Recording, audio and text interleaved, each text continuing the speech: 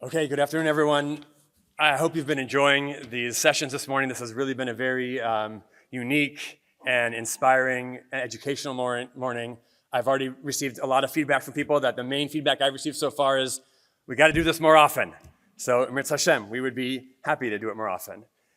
As I mentioned at the outset this morning, I've been rabbi at this hospital, thank God, for almost 20 years now. It's hard to believe there was no gray at that when I started. But in these 20 years, I've gotten used to some of the types of things that come up in the role. A lot of questions come up about the kosher kitchen. A lot of questions come up about our Shabbos elevator and Shabbos in the hospital, about our morgue, about Kohanim, end-of-life questions, grief management questions, a lot of questions that I've become accustomed to. But as you might have seen when you came in this morning, there is construction happening across the street for a 10-story research tower that's going up here. That will be our third full research tower at this hospital. And there are a lot of incredible things happening. And I started saying, why aren't they asking the rabbi about these questions? These new innovations, the new research that's happening that's about to, and in some ways is already, as you've learned this morning, transforming the world and changing our very lives. These are questions for a rabbi. These questions bring up ethical, moral, theological, halachic issues. And a sensitive Jew recognizes when we see these things that we've been learning about this morning that we need guidance. Now, I can't do this myself. I need much greater guidance than myself. I have to turn to the best of the best. And I want to especially thank right now, first of all, Johnny Istrin and the Istrin family for helping to make this happen. And especially, I have a tremendous appreciation for Julie Barron-Platt, who's a Cedar Sinai board member and a director at the Robert M. Barron Family Foundation, for believing in my vision to start exploring these issues in a serious manner. You're going to start hearing a lot more of exploration of the halachic and moral approaches to the absolutely incredible things that are happening. And as I said, we have to turn to our wisest, our greatest leaders that Klal Yisrael has, because thank God, the Torah, Judaism, has amazing wisdom and amazing insights to guide us through these challenging issues. For me, myself, in my own life, I decided a number of years ago already, when I have a challenging question, you can't shop around and just ask different rabbis who you feel like asking that day. There has to be one final address, one final Posek, the greatest of the great. And I decided in my own life that that's Rav Asher Weiss, Shlita. And a tremendous Gaon and a person with compassion and understanding of the world and massive Talmudic expertise and huge Talmud Chacham. I will say with one caveat though, I should point out one caveat. My wife's here, and one caveat. When a couple of years ago, when I matched to donate a kidney to a stranger, my first call, of course, I called Rav Asher Weiss right away. And his immediate response to me was, "Did you ask your wife?" So there's sometimes but we recognize that Rav Asher Weiss Shlita, I recognize in my own life, and then we realized that Klal Yisrael does the same thing. We begin to realize there has to be certain addresses, certain individuals who are capable of guiding the Jewish people. This has been clear now for a number of years, but I think it crystallized during COVID and during unfortunate recent wars when very, very heavy and challenging questions needed immediate and specific concrete guidance. And who has been the address for that guidance? We are so honored that for our inaugural conference to explore these issues, I went to his office to ask him in person about a year ago in Yerushalayim, and then thanks to Johnny Istrin's partnership and Julie Barron-Platt, we are so honored, unbelievably honored, to be able to have the schus to hear from the Posek that we turn to on all these issues, Hagon, Rav Asher Weiss Shlita.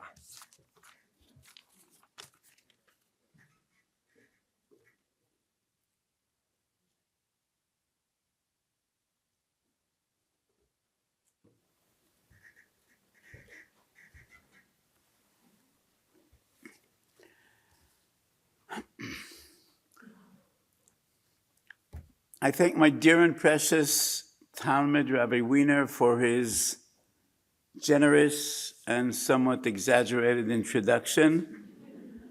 And I'm proud to be here again. I was here a year ago, I was here previously, and I'm happy to be here again.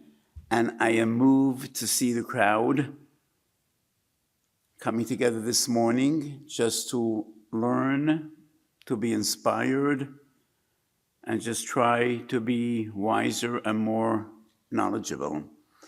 Yes, we have been through difficult and testing times. And as Rabbi Wiener mentioned, COVID, and for the past 2.5 years, war.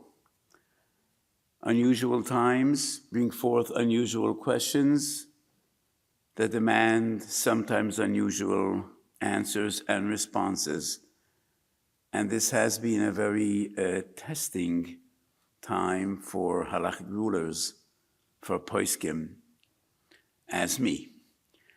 And we will discuss this morning Halachic dilemmas regarding medical research, the importance of medical research, Halachic ramifications, and to me it brings to mind a question I got during the COVID period. There was a person that fell ill with COVID. He was not a firm Jew, and his children knew that he has to be cremated after Mea Ve'esem, after 120.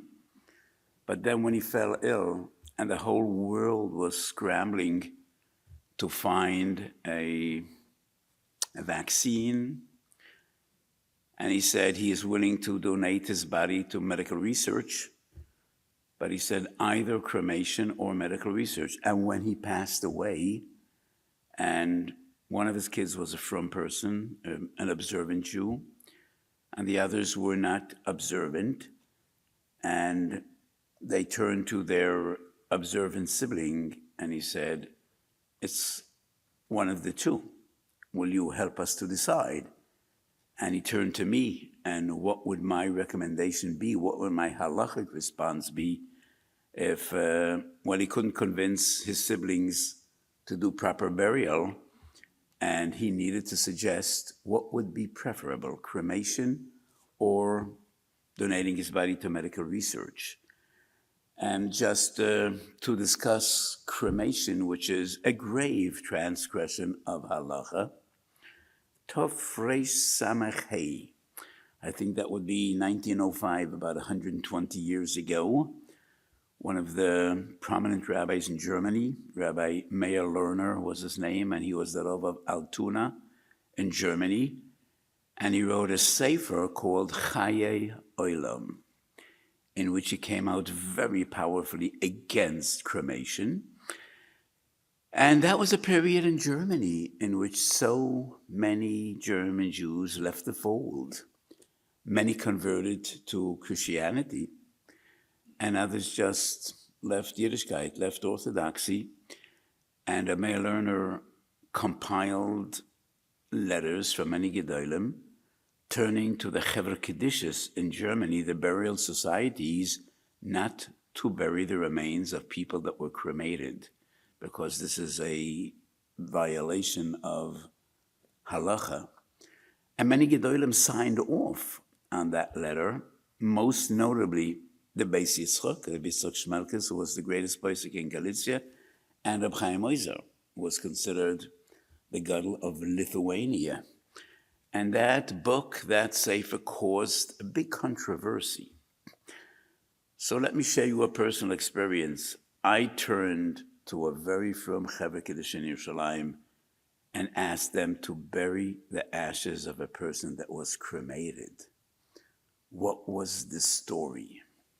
This was a Holocaust survivor.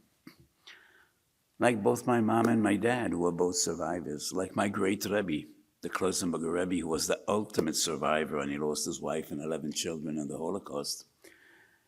And this person was traditional, what we call in Israel Mesorati, not totally frum, but Mesorati, keeping Shabbos, definitely fasted on Yom Kippur, and the fundamentals. He had a kosher home, and his children were shocked. After he passed away, he left in his will that he wishes to be cremated out of honor to his parents that both were in the crematoriums in Auschwitz. And for some bizarre way, he thought that that'll be honoring his parents. And his children were shocked because he never spoke with them about this. Once again, most of the children weren't from. And the from one said, this is a terrible mistake. If our father would speak about this, we would explain to him that this is in no way doing good to his parents. And in no way would this be right. I mean, his parents were cremated by the Nazis. And you, Baruch Hashem, a new generation with God's mercy, and you live in Israel, and why would you do this? But the non-from children argued, but this is what our father wished us to do, and this is what we will do. And the from one could not convince them to change their mind. And I turned to the Chevra Kedisha and I said, this is not a person that didn't believe in life after death. This is not a person that didn't want to be buried. He had this tragic misunderstanding, thinking that this is a way of honoring his parents, and that should not be held to his detriment. And I think his ashes should be buried, and Baruch Hashem, they were. If you ever visit the cemetery, the Jewish cemetery in Krakow, one of the tombstones that you should see, the last Rav in Krakow in Poland was Reb Shmuel Kornitzer, a grandson of Reb Yosef Nehemiah Kornitzer, who was the son-in-law of Reb Shimon Seifer. When the Nazis came into Krakow, the Rav, Reb Shmuel Kornitzer, naively went to the offices of the Gestapo to ask the Gestapo chief to treat the Jews with dignity, treat them fairly.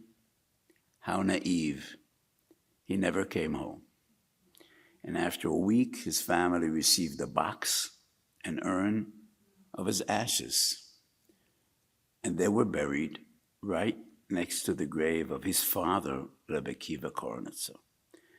So if you visit the cemetery, the Jewish cemetery in Krakow, look for the kever of Rebbe Kiva Kornitzer, and right next to his mitzever, there is another mitzever. Here were buried the ashes of the last Rav of Kroka, of Krakow, Reb Shmuel Kornitzer. So that's a precedent.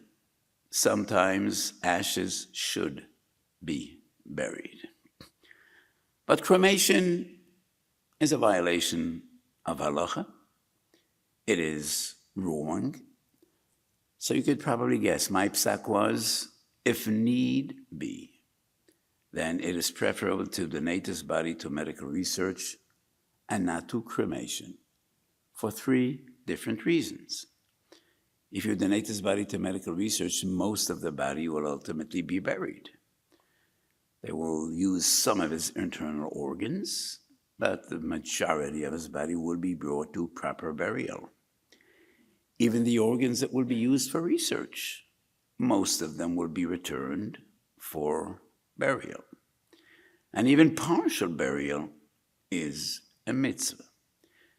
And that was reason number 1 that I preferred donating his body to medical research and not having him cremated. The Shoel HaMeshiv, Rabbi Yosef Shon Natanzan, who was the greatest Posek going back 150 years in Lviv. Jews called that city Lemberg. He was the greatest Posek in Galicia in his day and age. Madura Aleph, Chelek Aleph, Simen Reish Lamed Aleph. His opinion is that there is no Issa of Nivol Hameis when it is done Litoy Elis. If there is benefit in cutting up a cadaver, a body, that would not be a violation of halacha if there is a real need. Now, it is questionable whether medical research would fit that criteria even according to the Shoyal HaMeshiv, but there definitely is some room for leniency better than cremation. And reason number 3 is research is important. Research saves lives. And if we need to choose between cremation and dedicating a Jewish body to research, we definitely should prefer dedicating a body to research, hoping that it'll bring some benefit. Would it be permissible to use the human Jewish body for medical research? This was a question dealt with the true greatest posek going back 250 years. Noide B'Yehuda, Madura Tinyona, Yoredea Simen Reish Yud, was the first one to deal with this question. So Nivul Ameis is a violation of Halacha. Would it be translated desecrating a human body? Sometimes I have a difficulty with translations. So how would you define Nivul Ameis in English?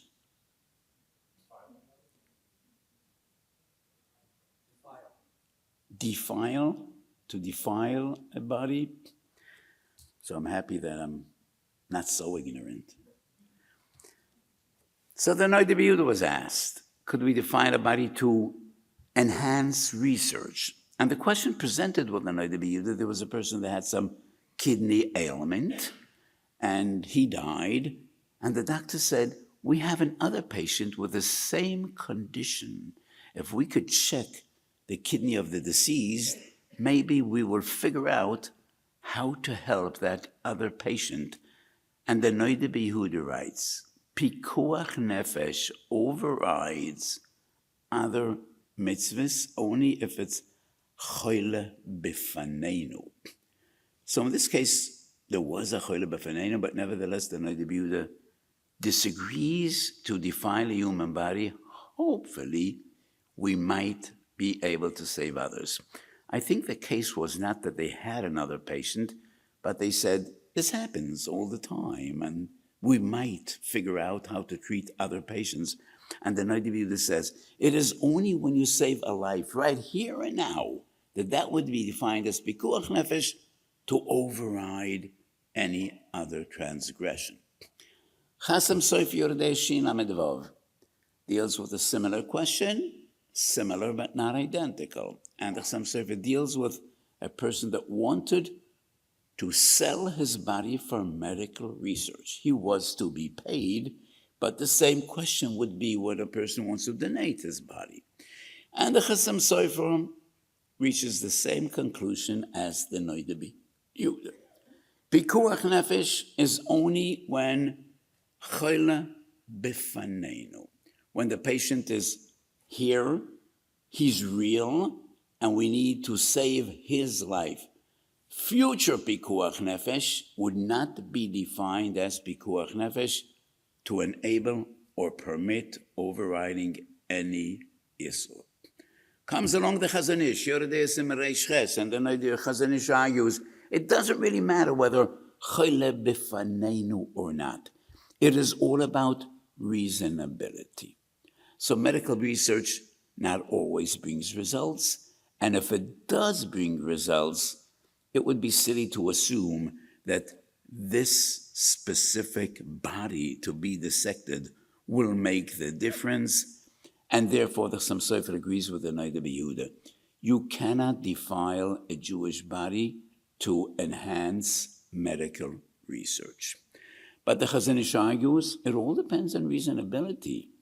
And because medical research is a long shot, and we never know where this will lead, where this will go, and therefore it is not defined as pikuach nefesh. One of the youngest Talmidim of the Chasam Sofer was the Machne Chaim, Reb Chaim Sofer. The Chasam Sofer passed away when he was 17 years old, but he considered himself a Talmid Muvak of the Chasam Sofer. His name was Sofer, but he was not a family member. However, a disciple. And Reb Chaim Sofer Yoredei Chelik Beis Simen Samach argues that he thinks by clear halachic criteria, the Noida B'Yehuda and the Chassam Sofer would probably be lenient, but they were concerned about what we call in modern slang a slippery slope. If we enable dissecting and defiling bodies for medical research, we have no control over how much, what type of research, where will this lead. So according to their ruling, both the Chassam Sofer and the Machne Chaim, it is not definitive that Pikuach Nefesh would only be when Choyle Bifaneinu. Many years ago, I was approached by the rabbis of Johannesburg. And Johannesburg is a very active Hatzalah organization, as every Jewish community in the world today. And I think we should all be very proud about all these Hatzalah organizations, and I'm sure we have some in LA as well, in Los Angeles, which is volunteers, and they save lives. They save lives every day.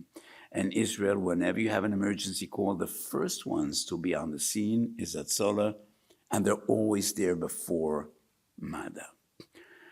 And in Johannesburg, it was more important than anywhere else in the world because the general services were very inefficient, very inadequate, and Hatzalah saved Jewish lives on a daily basis.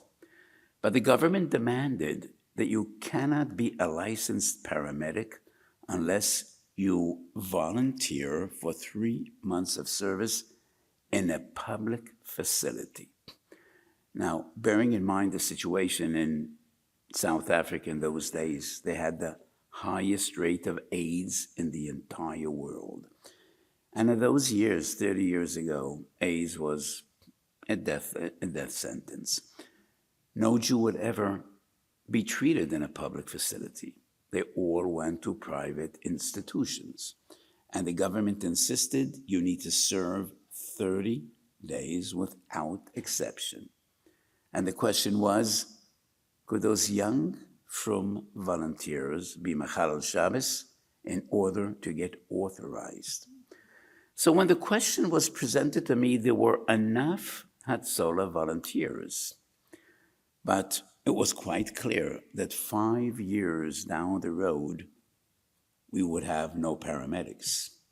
As you all know, this is a very tough job and there's a lot of burnout. So usually after a few years of volunteering, people want to settle down. So right here and now, it was not a pikuach nefesh situation because there were volunteers doing the job.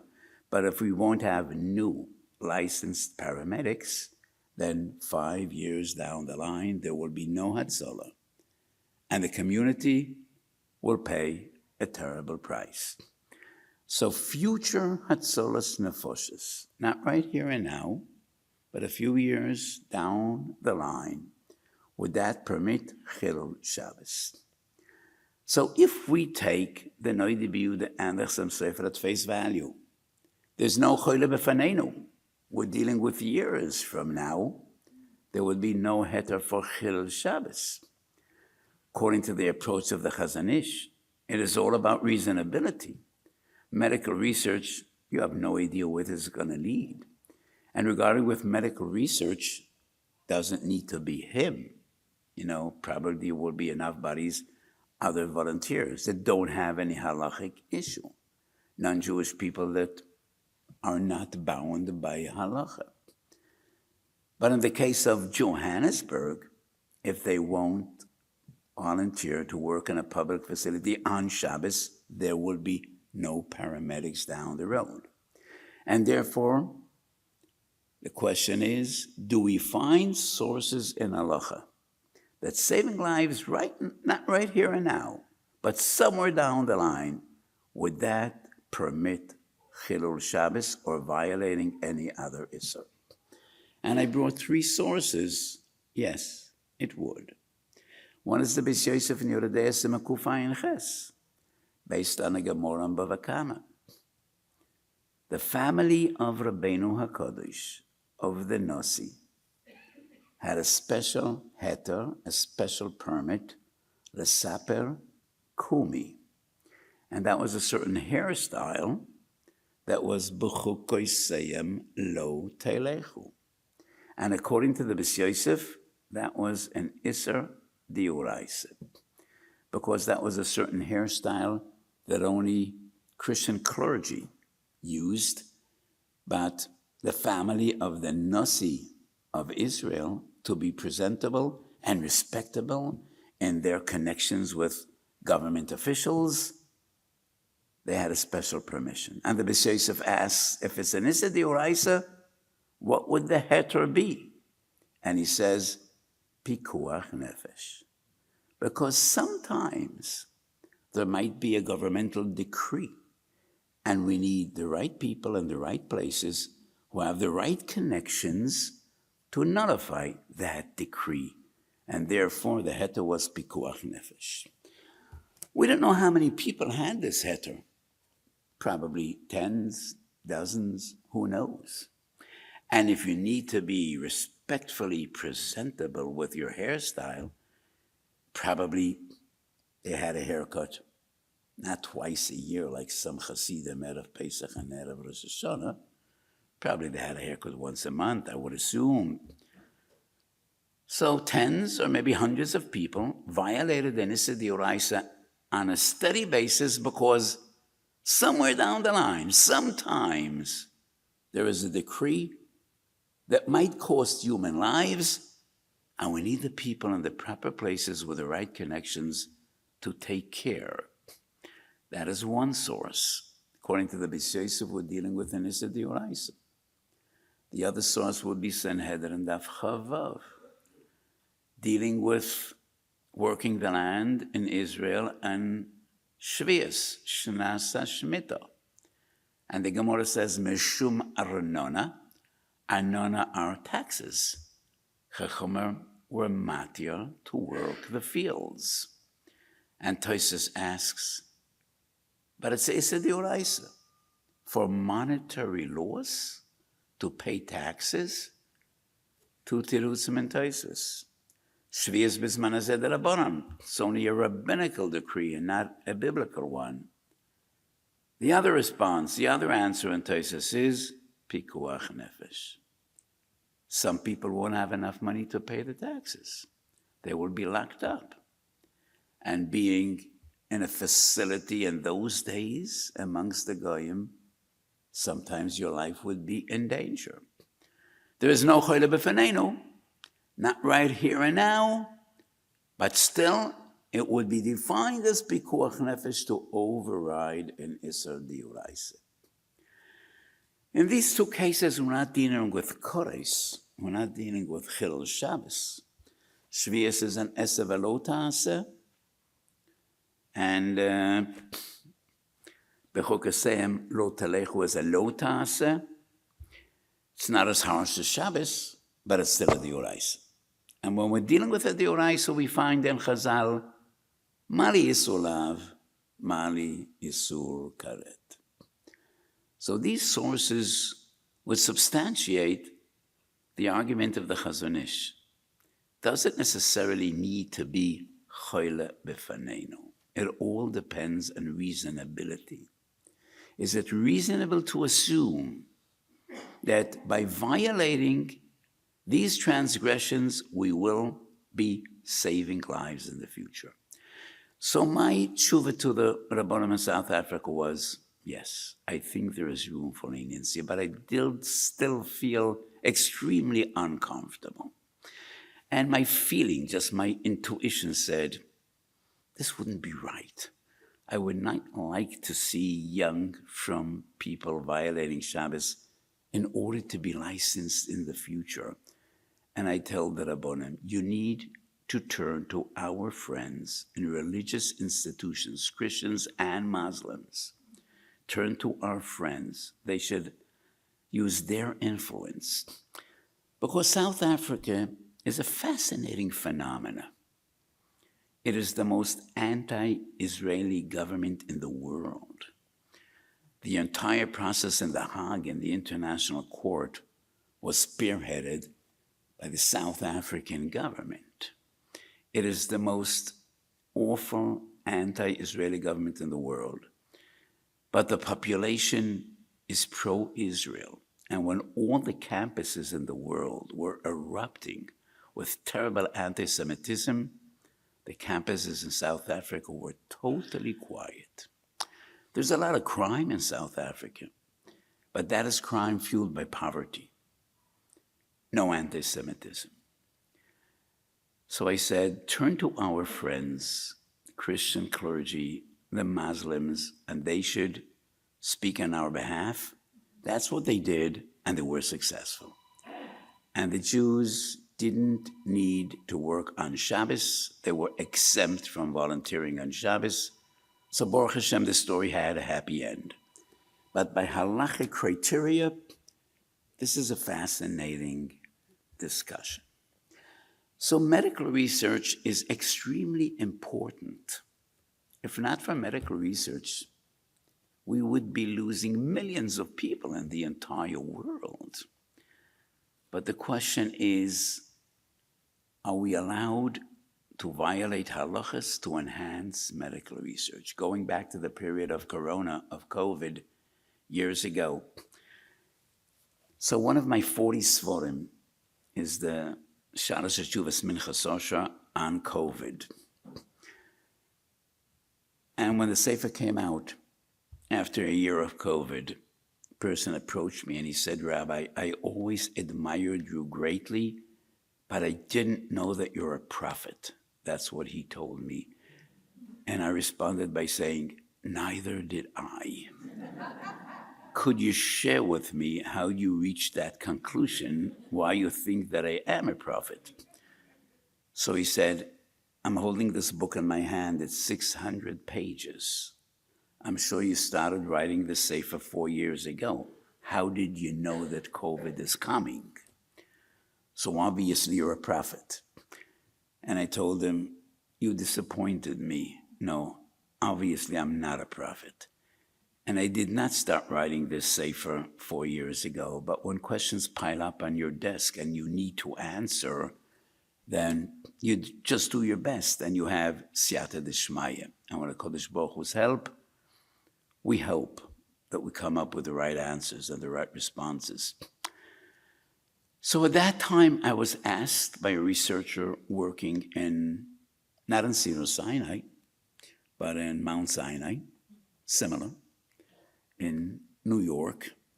And he was on a team working on the vaccine, and he asked me, could I go to work on Shabbos? So the whole world was scrambling to find a viable vaccine for COVID. But nevertheless, my ruling was, don't go to work on Shabbos. There were hundreds, maybe thousands of researchers working on this project. I did not feel that your contribution working dafka on Shabbos would really make the difference. So on one hand, medical research is extremely important and we should appreciate that. We should appreciate that. So medicine is not only about choyle befanenu, it is not only about here and now. I mean, our future depends on the advancement of medical research, but in halachic ruling, we need to be very cautious and very careful and come up with a right halachic ruling. So I did not feel that this individual working on Shabbos would really make the difference. So we discussed various different questions about the validity, the importance of medical research. And one final comment that I would like to make is, and I said this many times, defining pikuach nefesh for the individual is different than defining pikuach nefesh when we're dealing on the macro level, not on the micro level, public health. And when we're dealing with public health, we take no risks. So people sign up to donate bone marrow. The likelihood of you being a donor for any individual person is extremely remote. But the likelihood of your bone marrow saving a person somewhere out there is quite high. So one of the problems we have in halachic sources is for hundreds of years, we always dealt with questions in the micro level, not on the macro level, but this is a new world out there. Today we have huge communities. It's an interconnected world. We run a state in Israel, and running a country is not an experience we had for more than 2,000 years. Since the days of HaMelech Shlomo in Yerushalayim, not even in the days of Bayis Sheni did we run the country. The Jews had a very limited autonomy, but the Romans were in Israel and they ran the show.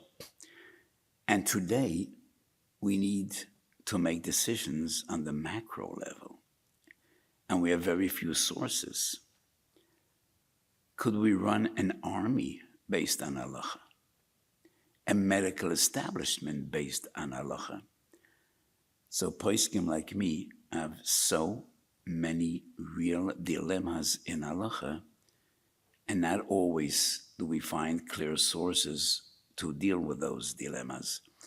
And that is one of the great challenges of halachic rulers and poskim today. So I have the honor to be the Posek of Shaarei Tzedek, and I am here together with Rabbi Sprung, who is the rabbi of Shaarei Tzedek, the equivalent of Rabbi Wiener in this halachic, in this medical institution. And we are associated with many other medical facilities in Israel and throughout the world. And I also serve the entire security establishment in Israel, which would be the army and the police force and the Mossad and the Shabak, and they turn to me from time to time with their questions. And these are real halachic dilemmas that we need to respond to. So it is a huge privilege and also an awesome responsibility.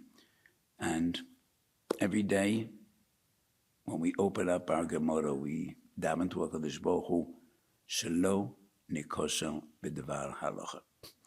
So it's an honor for me to be here this morning with you, Rabbi Wiener. Thank you for initiating this beautiful event. And I too want to thank Johnny Easterin for having me here and all our precious friends here. And we should always find the right approach and the right answers to the many halachic dilemmas we need to deal with. And let us hope that in Israel we could come back to Sheva Brachas questions, to Natilas Yadayim questions, and all the other friendly and pleasant shaylas in halacha. This war should be over very soon because nobody knows where it's going. And in the past 5 years, we've been through 2 very challenging periods, as I said in the opening comments of today's lecture. The period of the pandemic and now war. And there might be a minchas osher on questions that came up during this war. Who knows? Maybe. So thank you for having me today, and Baruch Hashem, keep up your holy work. It's okay. She asked a couple of questions. It's okay? Okay. I'll just ask the Rav a couple of questions that came up today, and we'll ask him to respond. One question that we heard about a lot was with genome sequencing, predicting the future with genetics. And one question we have for the Rav is about Tamim Tiyeh and Hashem Elokecha. When do we have to be progressive in trying to find new answers and trying to figure out the future? And when should we be relying on HaKadosh Baruch Hu and being a little bit more pure and just allowing the future to happen as happened in the past? Rabbi Brini, you phrased the question Should we just rely on things to happen as it happened in the past? That definitely would not be a very sensible approach. And if HaKadosh Baruch Hu gave us the ability, we believe in providence, we believe in Hashgacha.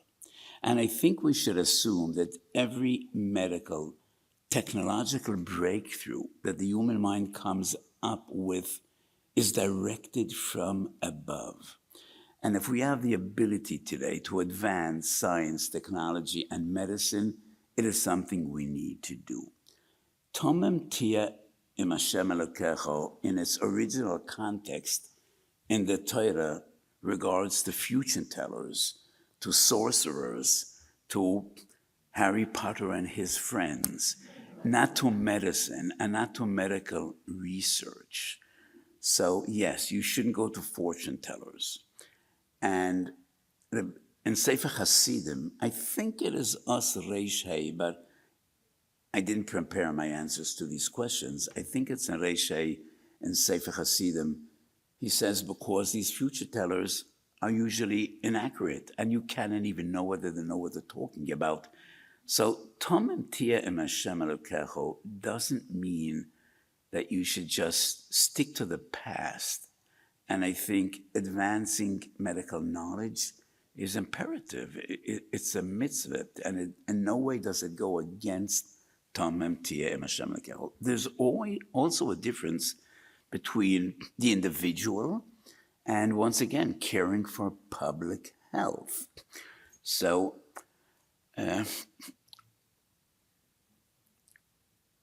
years ago, and I do not recall whether I shared this with the wonderful people here in Cedar, Sinai, but I discussed the question statistically, how do we define pikuach nefesh? And there seems to be a contradiction in the Mogen Avraham between Shin Tezayin and Shin Lamed. So, a yoledes is defined as a choyle sheyesh b'sekona. A woman having a baby during childbirth is a choyle sheyesh b'sekona. And we violate Shabbos to tend to her every need. And she is considered as one whose life is in danger. And the Maggid Mishnah says we need to do a shini because 1 out of 1,000 doesn't die. That's a strange number. Going back 800 years to the days of the Maggid Mishnah, or almost 2,000 years to the days of Chazal, my feeling is that far more than 1 out of 1,000 perished. But the Maggid Mishnah says 1 out of 1,000, and it still is defined as pikuach nefesh. And then there's the other Mogen Avraham in Shin Tezvav. Could you kill a spider on Shabbos? So people were always afraid of spiders, especially Noshim Tzedkoniyos. And for some reason, people were afraid of spiders. Most spiders are friendly creatures. Some of them aren't. The big tarantulas are not. The black widow spider is a tiny one, but it's dangerous. But most of them are friendly. So the Mogen Avraham says, but the spider might creep up the wall, onto the roof, you'll fall into your chunt, and you won't realize it, and you're going to eat it, and then your life will be in jeopardy. So the Mogen Avraham says, 1 out of 1,000 is not pikuach nefesh. So by Yoledes, he says 1 out of 1,000 is pikuach nefesh. And here he says 1 out of 1,000 is not pikuach nefesh. It's exactly the same figure, exactly the same number. The difference is a very simple one. The difference is between coincidence. You see a spider on the floor. What are the chances that little spider will creep up the wall, onto the roof, and suddenly he's going to lose his footing and he's going to fall into your plate and you won't notice it? That's not pikuach nefesh. But women have babies all the time. 1 out of 1,000 is too much. So, b'derech moshel, I say, Shaarei Tzedek, our hospital that we're so proud of, leads Israel in the numbers of, Baruch Hashem, babies born throughout the year. We lead the Middle East. I assume maybe we lead the world. I don't know. But we lead the Middle East. Let's imagine that 500 babies are born every day. 3,500 babies are born every week. And every week, we lose one woman during childbirth. Would we do everything, including Chilul Shabbos, to save that woman? Or would we say 3,499 mothers came happily home with their babies? Only one died. The only relevant number is that one. The 3,499 that came safely home, that's an irrelevant number. So there's a difference between public health and coincidence for the individual. And that's the difference between the spider story and the Yoledes. So I think when dealing with public health and the advance of research, that has nothing to do with Tomem Tiyem Hashem Elokecho. And therefore, I strongly support screening. I strongly support screening.